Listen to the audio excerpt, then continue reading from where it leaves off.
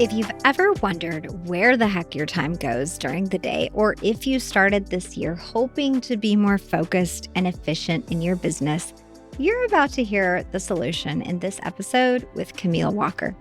She's a business coach, the owner of the 60 Days to VA program, and the host of Call Me CEO podcast.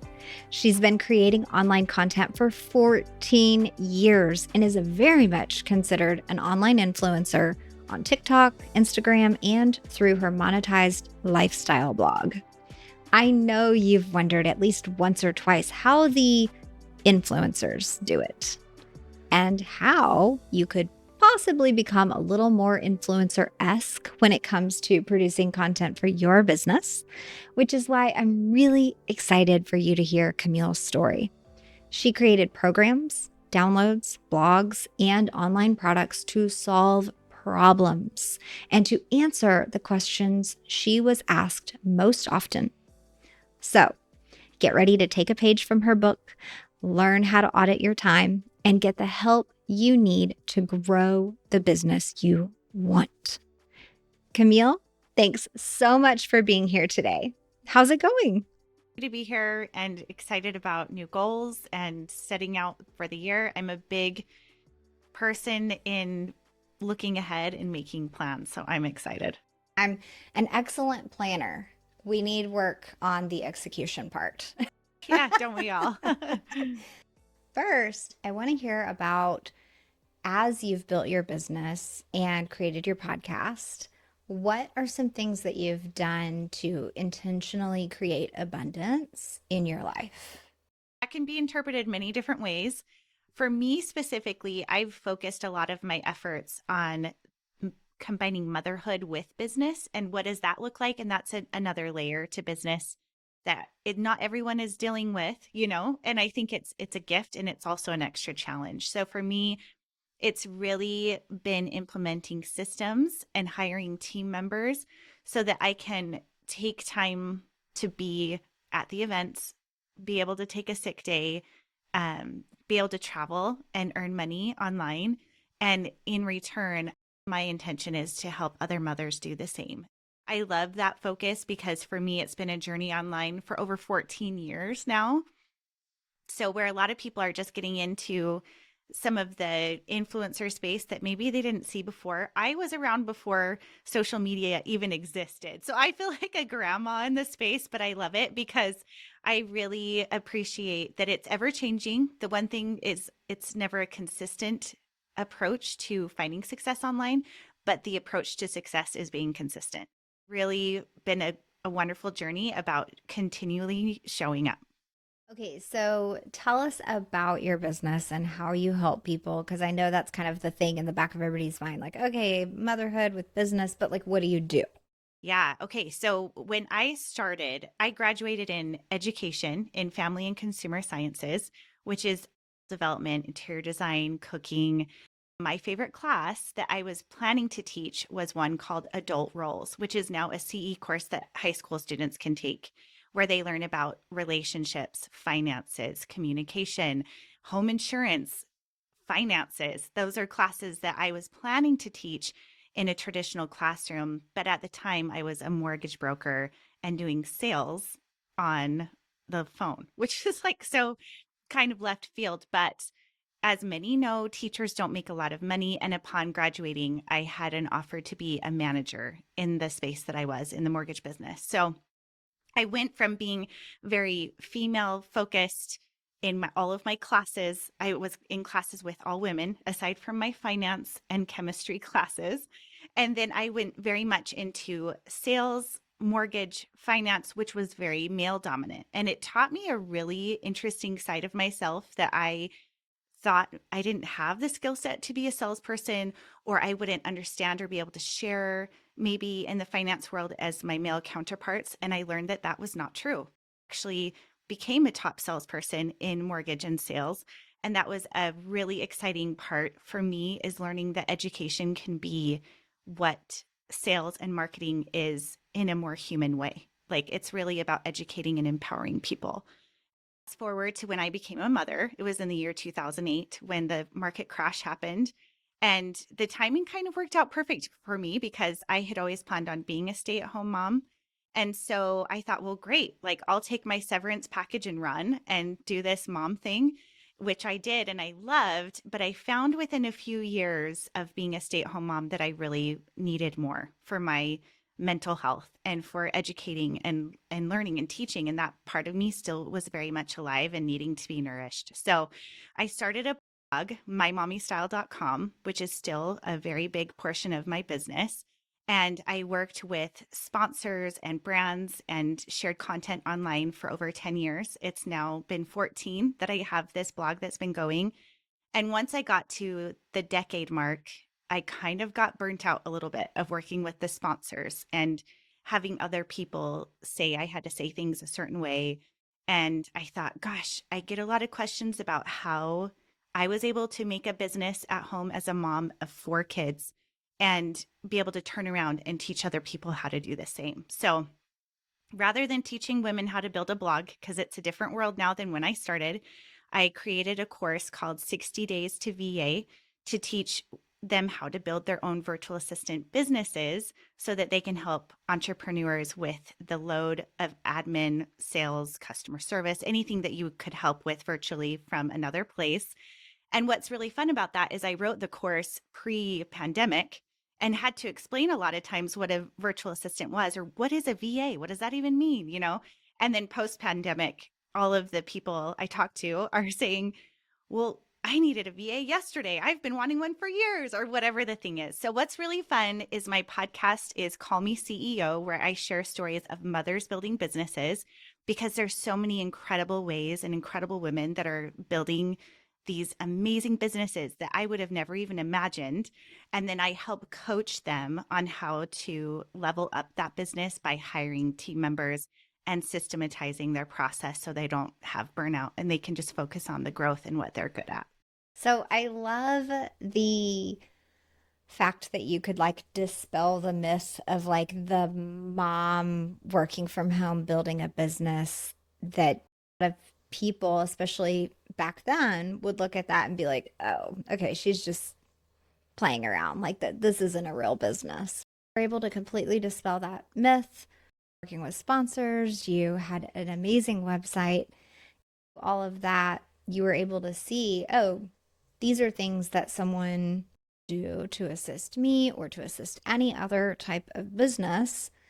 And I think that is the struggle for business owners. They're thinking like, okay, an assistant, but what all can an assistant do? I know I need one. I know I need help. I'm drowning, whatever the phrasing is that they're using. But a lot of times they don't recognize like, how do you outsource your inbox or your own personal social media? I think that's the piece that they're struggling with, not knowing what they can outsource or how to outsource it. So that's where your person coaching and all of that helps. Could you share a little bit more? Yeah. Big part of it is fear, because a lot of times we hold on to the control of everything, especially when you're starting out new and you really do have to wear all the hats of your business. You do have to piecemeal it together and, just figure out all the different parts. But what you'll find is there are things that you're continuing to do, even knowing that someone could probably do that piece better than you could, where the parts of you that really shine and are the bread and butter of your business are maybe not the social media or responding to emails or the calendaring or scheduling travel, things that don't require your likeness, your face, or your voice. So that's a place to start, is acknowledging what pieces of your business really require your likeness, your face, or your voice, which a lot of things in social media do require now in ways they didn't before. However, you could take videos and voiceovers and content that you already create through video and send that to someone like I do, and she puts together social media content for me for the week, where I don't have to think about posting it and commenting and refreshing and tweaking it to the right music that's trending for the day or whatever. That's actually a big part of my coaching, and a freebie actually that I have is doing that offer of seeing what is your time actually used doing, and how is it even moving the needle for the progression or the growth of the money or the size of your business, and how does that compare to how you're actually using your time? And I think that takes a lot of reflection and digging into your phone and seeing, oh, I am scrolling when I could be doing this other thing. And maybe getting on social media is a big trigger for you where you can get lost in a doom scroll and you're not using that time effectively, where maybe you could pass that part on to someone else and be much more effective with your time. That's just an example. Yeah. So let me ask you, where do you find are maybe the most common, top 3 or 4 places where, just being honest, we are just wasting our time? Mm-hmm. Yes. Okay. Very good question. I for sure we get scrolling because the algorithms of today are so smart. They're literally made to feed you content that you love. And so if there's nothing wrong with you, it's nothing that you're doing wrong. It's simply that we are dealing with very smart computers that know how to feed us with content that entertains us, educates us, or makes us want to do something different, which meaning maybe it's clicking or commenting or whatever. It's either going to polarize you in something you really love or something you really hate. And what's interesting too is that with social media is if you do engage in content that you get really upset about, the algorithm will feed you more of that. And so people will be like, gosh, why am I getting this? I really don't like this person or this idea or this controversial thing. But if you're liking, even clicking or watching through that video, you will get more. So it's really built to like be our biggest distractor. So how do you deal with that? There are tools that you can use within your phone to set time limits. There's even apps that will help you with that. Is one of them. I downloaded another one recently. If I can pull it up real quick, I'll see. I think it could be Clearya, which is Clearya, which is one that helps you with monitoring that time if that's something for you. So that's a big time waster. I would say that's probably number one. Number two, I think people get lost in indecision over things that really don't matter. And that can be something where you ask your sister and your spouse and your best friend and your whoever, and you get lost in little details that really you could go one way or the other. And if you need to redirect it, you can. I think we get really stuck in the idea of everything needs to be A plus instead of C plus. We assume that people are watching us with a microscope and judging everything that we do. And really they're not. It's kind of like that junior high. Yeah, I have a daughter in junior high, so we discuss this often, that people are so consumed with their own things that they're doing or saying or spending their time that they really don't care, or they don't see every single thing that you're posting or doing because they're busy with their own. So if you get lost in little decisions like that, I believe it's Brene Brown has a 1, 2, 3, go, where she in the morning, this is the way she'll relate it, is something like, I want to get up and go to the gym in the morning, but sometimes you get lost in that, like, oh, but do I have the motivation? Or, oh, I don't feel very good, or oh, I have a headache or whatever.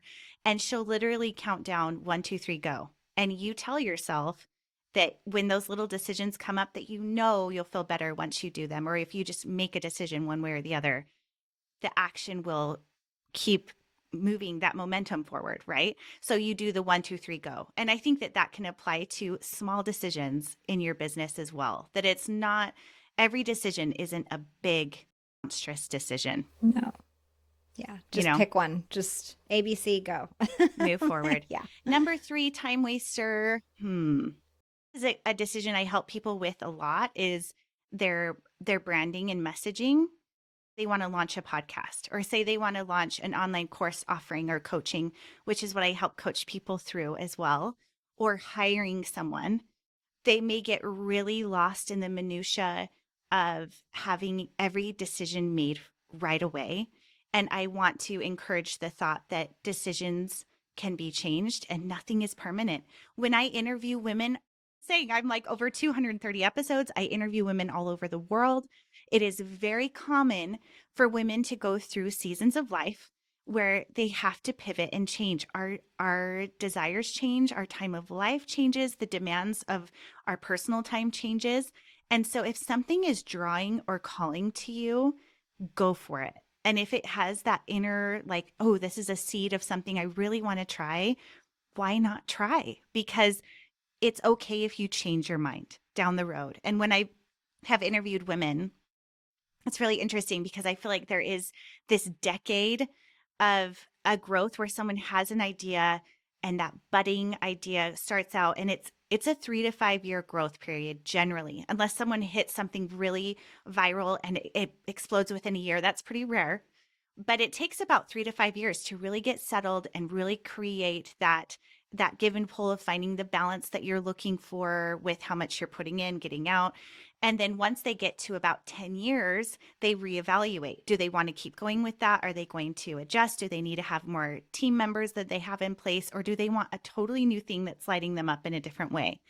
And that is okay. That's the way life is supposed to be. It's all about growth and changing and moving through. So if you have an idea and you want to launch the thing, just do it and get curious about it, because you're always going to learn from the process.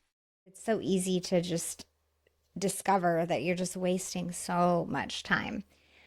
For me last year, I found that I was just hanging out in my inbox and almost just like refreshing just to see if there was like a new email that came in. I was like, what the heck am I doing? Get out of here.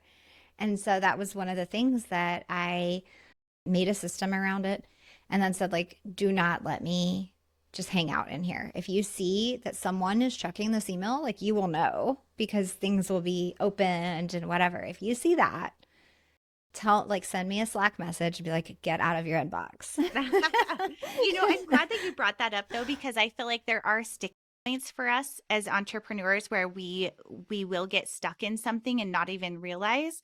And for me, sometimes that can be, I can have an idea for a new freemium or a free offer, or I can put together the outline. I can present it in a video format. I can stand up and do it in front of a stage. But sometimes when it comes to like the documenting of that or creating like the forms or the actual presentation, that can halt me sometimes. So I have an assistant. I did this just yesterday for the freebie I'm going to offer you today. I put together the whole format of everything I wanted it to say. I emailed it to my assistant and I said, can you turn this into a Canva presentation that can be a download and I can offer? And she's like, yep. I sent it to her in the morning. She had it to me by the end of day. And I'm like, boom, it's done. I'm doing 2 virtual summits where I'm going to be a virtual speaker. And I'm like, cool, I love that. I love being on video. I love talking to people. It's very comfortable for me. Sometimes that nitty gritty behind the screen, like doing the bookkeeping, or which a lot of you are financial people. So yay, my husband is a CPA and I'm like, oh, numbers and like those worksheets and or whatever. I'm just like, that is not, put me on a stage. Do not put me in bookkeeping. Like, that's just not my thing. But that's what's so cool about business, is that all of us have these amazing strengths that you need to surround yourself with team members that are strong where you are weak. And that's where you can move for that needle and really be your best self, is when you're allowing other people to shine in the places where they're really great. Yeah. Yeah. And I think that's, the perfect message there is, the first step, of course, is noticing that you're in that indecision, that you're in that stall, that you're putting it off, that you're like, yeah, I thought about this freebie like 6 months ago and I haven't done it. Whatever it is, whatever is the barrier that has you stuck, for one, you have to recognize it. So that's probably the hardest part.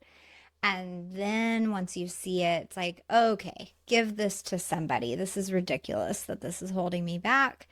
And more often than not, it's a VA or a team member of some sort. I was sharing with you before we hit record that for a long time, here I am running this podcast production company and I didn't have my own show, which it's not that I couldn't, it's that I wasn't able to balance the building of a business with content creation for myself because we were producing everyone else's show. And when it hit me that I should be using my own team for my podcast production as well as client podcast production, it was like the most obvious thing, but it took me all that time to recognize it. Common. It's like the massage therapist who needs a massage, or the Yes. nail tech who needs a manicure, or the Yes. house cleaner who desperately needs her house cleaned. Like that is so common. And what is really interesting too is a lot of times it takes someone outside of yourself to kind of help you sort Mm. through that. And Hmm. that's what I help a lot of people do when I'm coaching them is I will ask those questions that may not have even occurred to you of like, oh, that's really low hanging fruit for me to make money this way or to outsource this one piece that would free up so much time and mental clarity, you know? So, getting someone involved, an outside person who understands this piece of business is really important. I mean, we always set New Year goals. And anytime we go on a road trip or we travel together, we always do our own time audits. And because his brain is very analytical with finances, we talk a lot about money for him, more of like the emotional and like creating memories together and how are we going to do this and how are we going to do that. And it's really nice to talk with someone else whose brain works differently than yours or who has an outside perspective. So, talk to me a little bit more because I think people have heard the phrase time audit. And on one hand, audit can kind of sound scary, like a tax audit. And then on the other hand, it could be like, well, I mean, I have my to-do list, right? Like, that's not a time audit. So, give us some more details about what truly is a time audit and how do we go through one? How do we do it well so that it's actually revealing the answers that we need? Yes. So relate this to something that you may not be familiar with, but I have an aura ring that I wear on my finger that tracks my sleep and my circadian rhythm and my stress levels. And it puts it in an app. And I think it's so cool.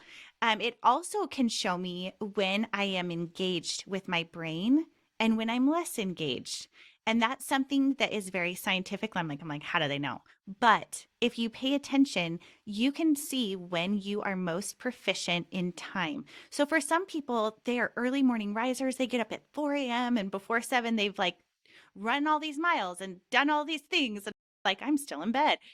I am really proficient in the early afternoon, as well as sometimes I have late night bursts that come that are very unexpected that I'm like, ooh, everything's flowing. I'm in it. And so it's not that you always, and again, if you're a woman listening and you have children, I feel like this can be very dependent on your sleep.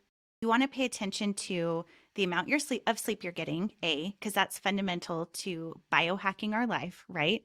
And also, number two is to pay attention to when you feel refreshed and inspired and track it for 3 days, maybe even a week, and pay attention to when you're getting lost in I would say like a resting period, which is great. Like if you need to like take some time off, take a little nap, take a rest, whatever the thing is, but pay attention to those peaks too, where you're like, I feel inspired, I feel creative, I feel clear minded.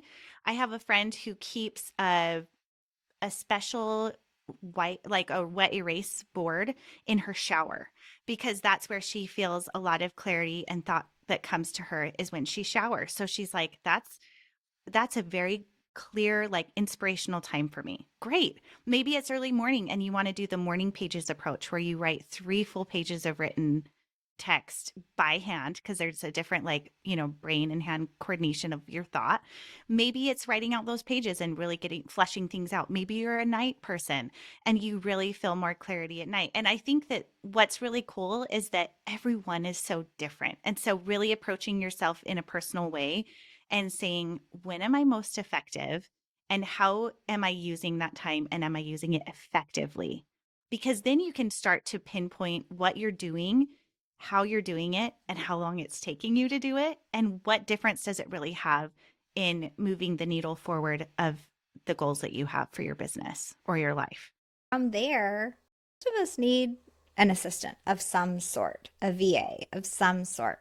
And being in this online space for a little while, I've heard and experienced great assistants. And then I've heard stories about not such great experiences. So, your program helps ensure that everyone's experience is great because you are training these VAs, you're coaching, so you're connecting business owners with the correct VA for them, being like matchmaker. And so you're just really solving this whole problem for us, which I really, really appreciate. Would you tell us more about how in this business owner's business does the VA get?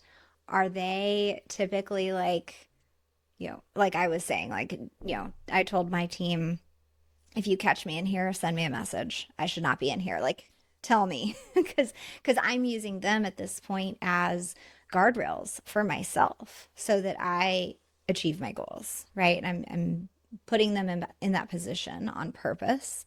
These are people that have been with me a long time. So that's not a first step for a business owner. But most business owners that know they need help are just not sure how much they're going to give someone, how to give someone this work, or how in depth this person can work for them.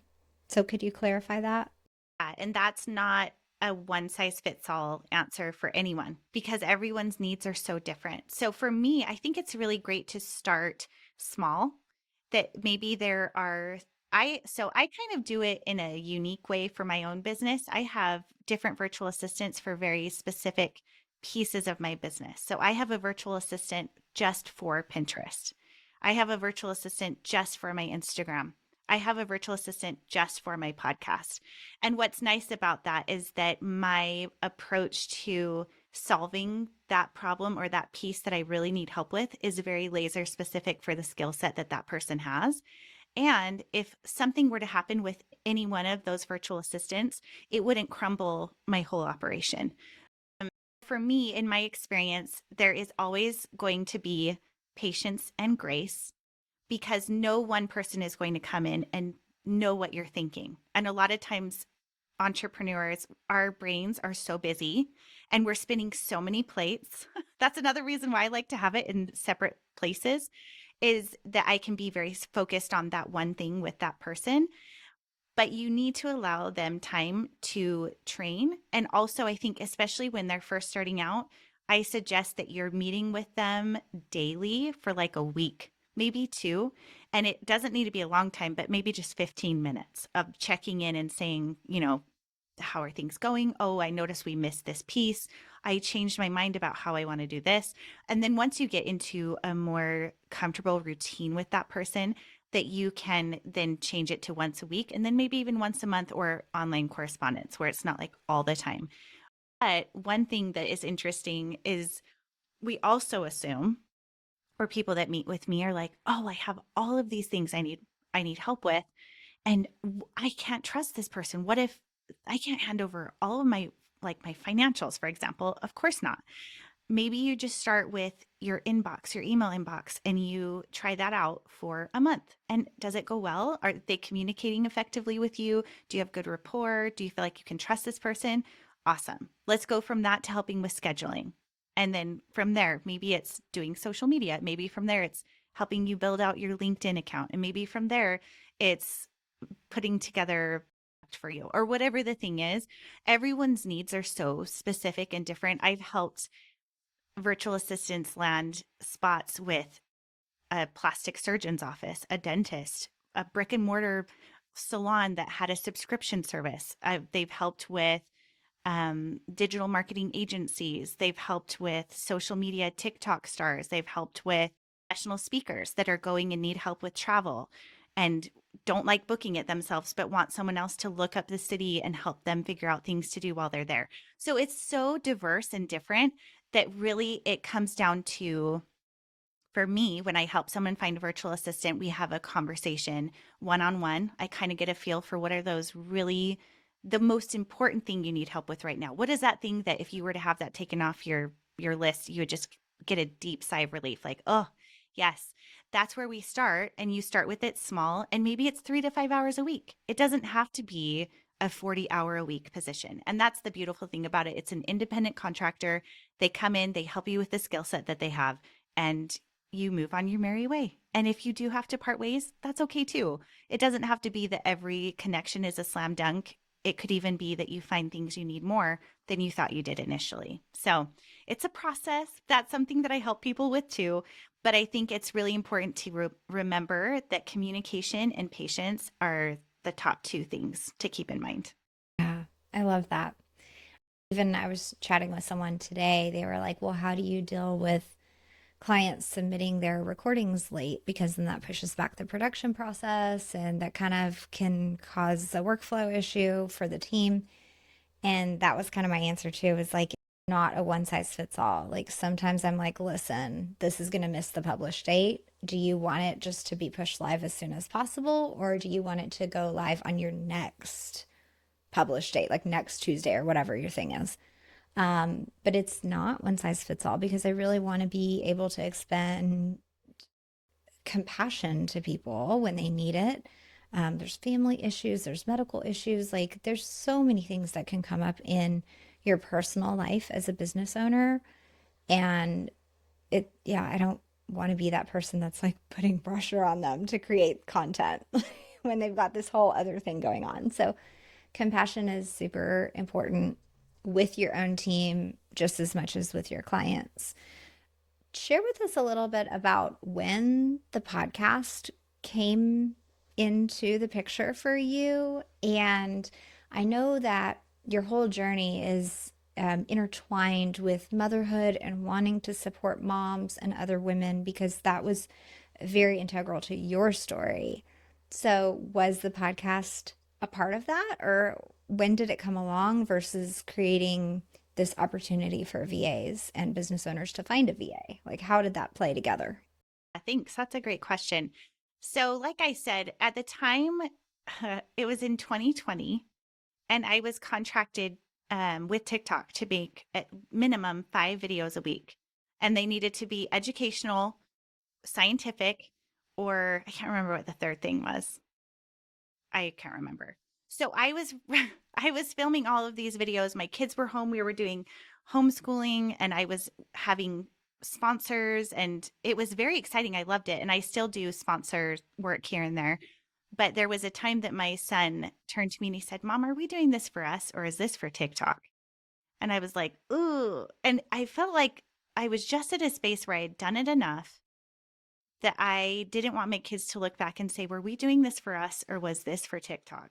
The question that really stuck to me, as well as I do have a platform where I have a good number of followers and a lot of moms who had reached out to me. And the top two things that they asked me were, how can I make money from home? And the second was, how can I make female friends as an adult? Which is really real. Like we want connection. We want to sustain our families. We want to feel needed, but also valued, so it's kind of wrapped up all into that. And so when I had other women who had their own businesses or products that they wanted me to promote and share, I thought, well, gosh, wouldn't it be nice if I could take this product and share it with my audience and say, tell us your story about why you created this service, this product, or this offering. What was your why? What was the passion behind it? What made this business thrive for you? And also, how are you doing that as a mom? That's amazing, And so that's where I got on a Facebook thread. I was trying to decide what to call it. And this huge thread was about moms saying, gosh, I hate being called a mom boss or a mompreneur, or like mommy blogger was a big one that we got as bloggers. And she's like, just call me CEO because that's what I am. And I'm like, yes. So that's where the name came from, Call Me CEO. And it has been fascinating talking to women who literally are making millions and have a hard time calling themselves a CEO. And I'm like, what? Why? So I really love the idea of allowing women to stand into the power that they have, whether it's 10,000 a year or a million a year. Who cares? Like, you are the CEO of your life and your business, and I want you to share that and have a platform to share that and to inspire others. So I created the podcast for that purpose. And then on the flip side of that, I thought, well, how am I going to help those women who don't have a business yet, but are wanting to do the stay-at-home mom thing where they could travel, be with their kids, be the room mom or whatever? And I thought, well, gosh, I've trained and helped many come into my business as a virtual assistant and train them in different pieces of my business, why not create a course that covers all the skill sets I've learned over the past decade? And so that's where the course idea came from. And then the flip side of the coaching was women coming and saying, how are you able to do a blog, a podcast, a course, coaching, mastermind? How are you doing this? And you have 4 kids? And I'm like, it is not all me. I have virtual assistants that help me, and I can help you do the same. And so it really became this it made sense. It was this circular thing of helping women when we get to points of burnout, because we do, where we need to shift and shuffle and bring in help. And then also the other side where women were looking for something more, but still wanted flexibility. Yeah, that's awesome. It was like you took all of the questions you were getting on all the platforms and you, on purpose or not, in a roundabout way, like it kind of organically happened that you were creating solutions for these things, which those are the best businesses because that's what people are shopping for. Not, hey, let me follow Camille. It's, hey, let me get a solution to my problem. And I think, unfortunately, some business owners miss that connection a little bit, and they're creating a business that they want, not necessarily a business that is truly solving people's problems. So, great job there. I'd love to hear a little more about the show and the production. I mean, 200 plus episodes in, we were thinking you're probably about 250 or so at this point. What are some of the challenges and shifts that you've gone through along the way? I mean, even starting in 2020 till now, there's a lot that has happened online, in the media space. You know, YouTube is a big player all of a sudden now, even in the podcasting space. So how have you navigated that, and what has changed for you? That's a good question. So I have a friend named Allison Prince, and she helps women do product businesses. And she's amazing. She makes a lot of money, very smart, very down to earth, so cool. And the very first thing she said to me, because she was one of my closer friends that I knew had a successful podcast. So when I was starting this podcast, I reached out to her and I said, what advice do you have? And she said, the number one thing you need to do is figure out how you're going to monetize your podcast, because at some point you will resent it if you don't figure it out. It doesn't mean that from the get-go you have to come out episode 1 and be like, and I'm selling this.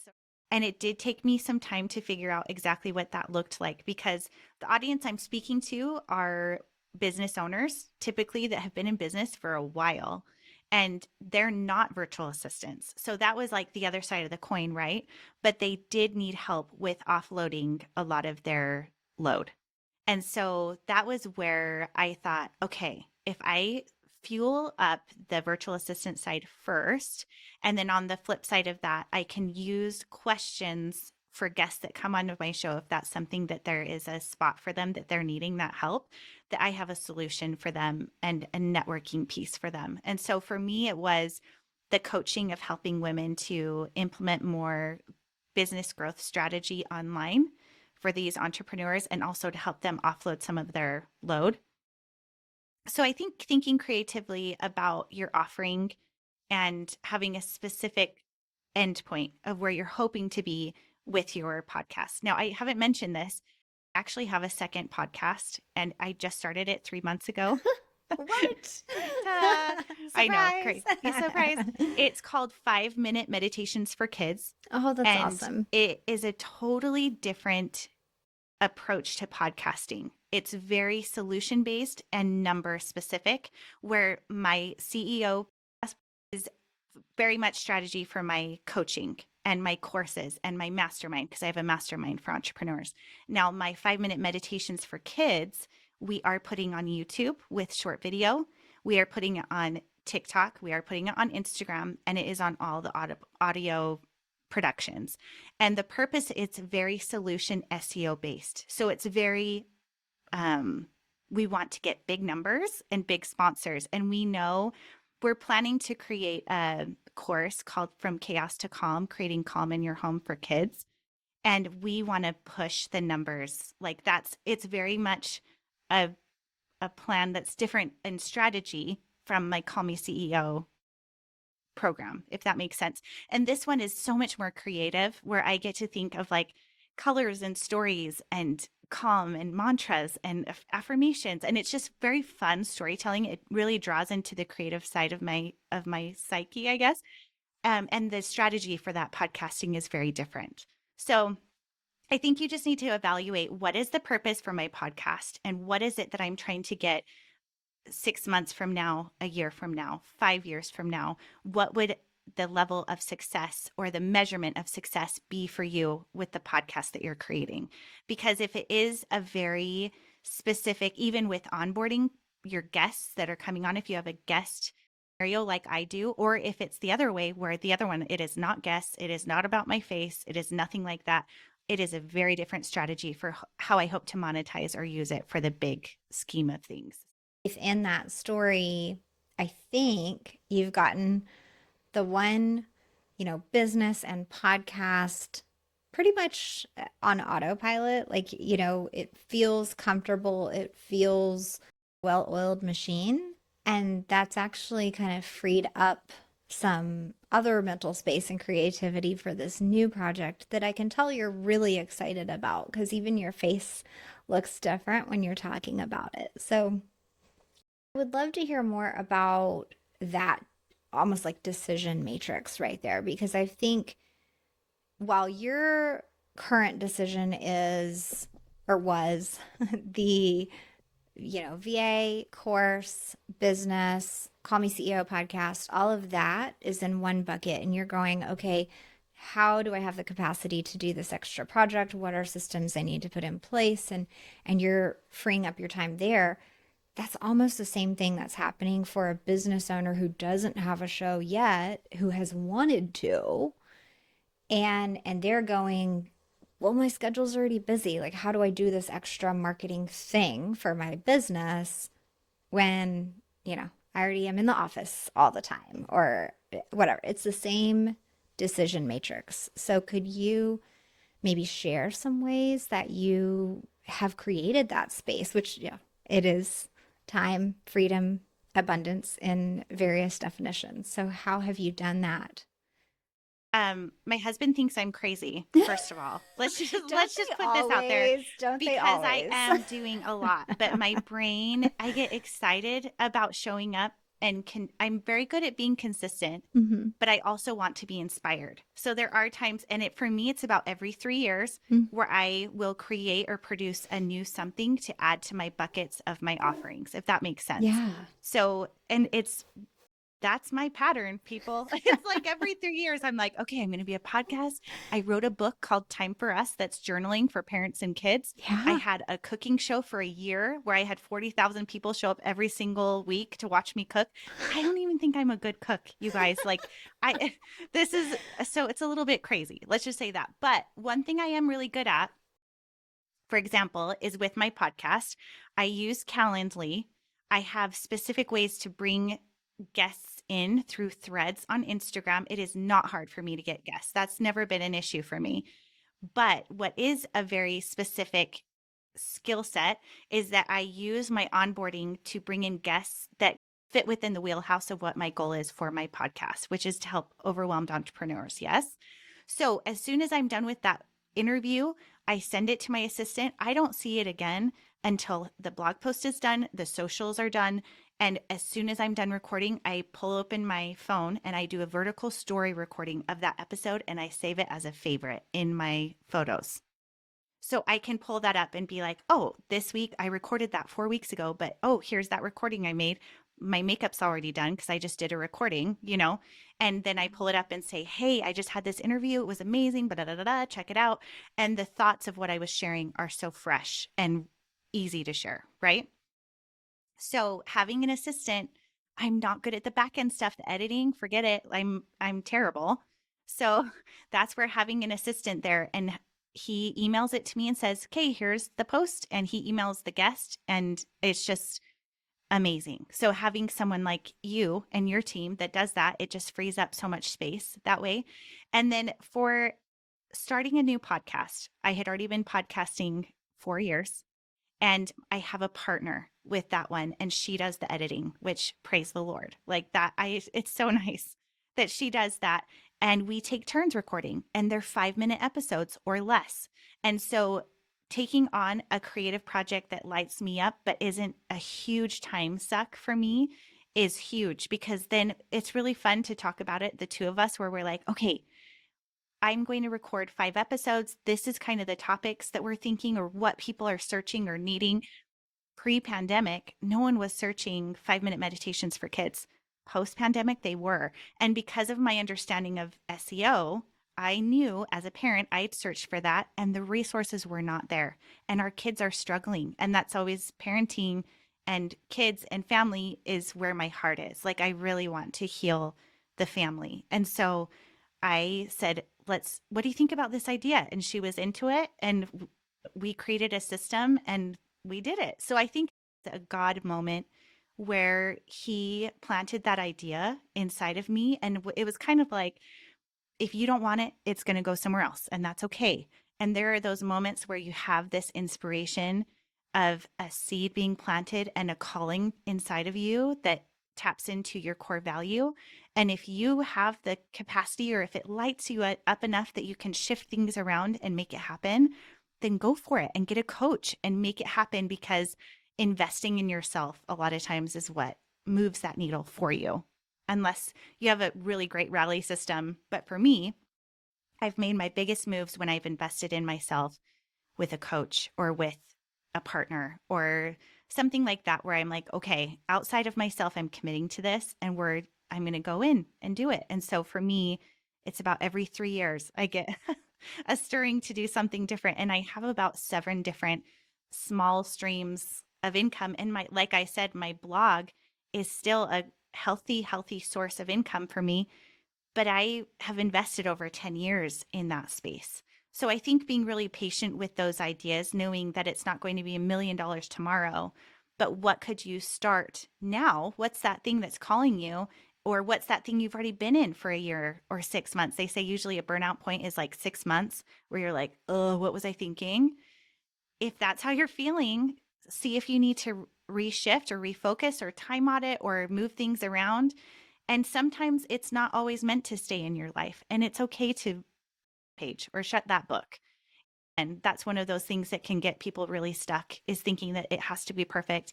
It has to be all lined out.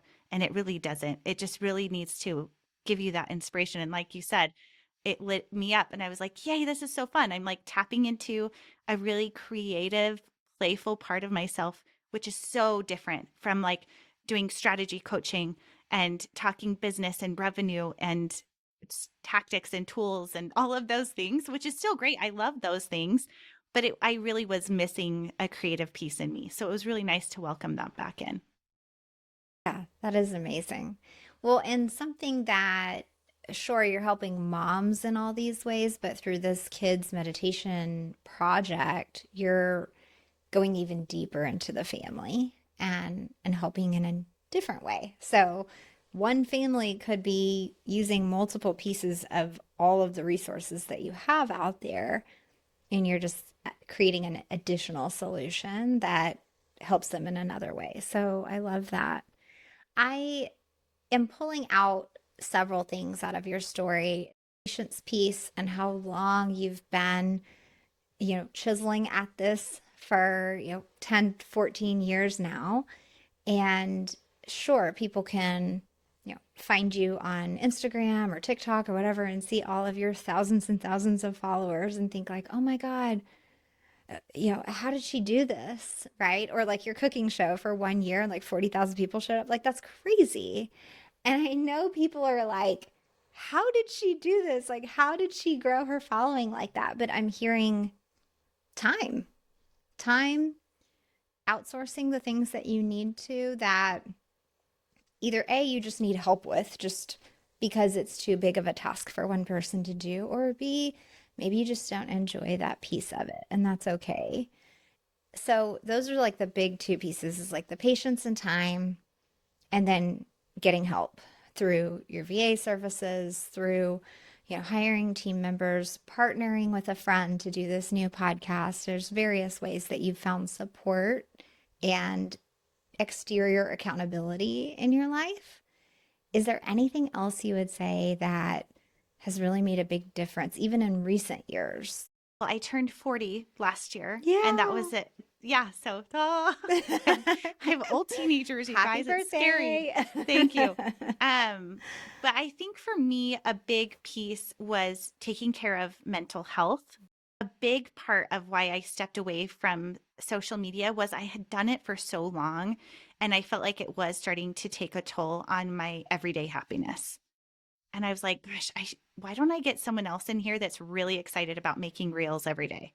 Because it just wasn't me anymore. And not that I don't love doing it, and I have a great skill in doing it. I'm good at it. I know how to find the right audio. I know how to find the right hashtags. I have the skill set. I know how to do it, but I wasn't finding the same fulfillment or joy that I had been in the past. And so for me, that was a big piece of it, is protecting my mental health and giving a really good look at my physical health and making that a priority, because they say a lot of times your physical health is very much in tune with the health of your business and your overall life. And so what does that look like for you? Does that mean that you want to have a little more meditation, walking, red light therapy, drinking the water, going outside, getting grass in your toes? I'm a big outdoorsy person. I love being up in the mountains, being on water, lakes, whatever. And so I find very specific ways to present opportunity for me to do that, which means I surround myself with people who enjoy doing those same things, or I schedule appointments with myself and my little dog to get out and do the thing. So there's actually an app I just bought into today that I'm doing with my nephew who just got a heart transplant. And he and I are doing a Conqueror walking challenge where we're walking the mileage of different famous places in the world. So we're doing Dublin and the Great Wall of China. And for the two of us, we're like, how cool, that'll get us out walking. And once you reach that certain mileage, you get an award sent to you, like a medal in the mail. So I'm like, that's cool. And that encourages not only my connection with him, but my mental and my physical health. And so I think really taking a time audit again is one of those ways that you can see if you're making time to create white space in your life. And that is so linked to reducing burnout and creating a life balance that really lights you up, is creating white space so that you can fill your soul. Of this creative way that you found to connect with your nephew, but also to get outside and attach your goals to like a physical place that's neat. Share with us where to find this time audit and where we can follow you. The time audit, I just finished it yesterday. So I will send the link here so it can be in the show notes. And I have other freebie options where I have a Discovering Your Why, a 5-day challenge of really connecting with your core values and building the business you love. And then I also have a Mom Balance playbook that is free and available. Social handles are camillewalker.co, which is also my website. And then if you're looking for family, mom-friendly content, recipes galore, that's my family website, mymommystyle.com, where I share a lot of parenting tips and travel. It's a very lifestyle-focused blog there too. So awesome. Thank you so much. And thanks for the behind the scenes business building peek that we got to your brands. And I just really appreciate you being here today. Oh, thank you for having me. You Absolutely. ask such thoughtful questions. I really appreciate it. Thank you. I appreciate that.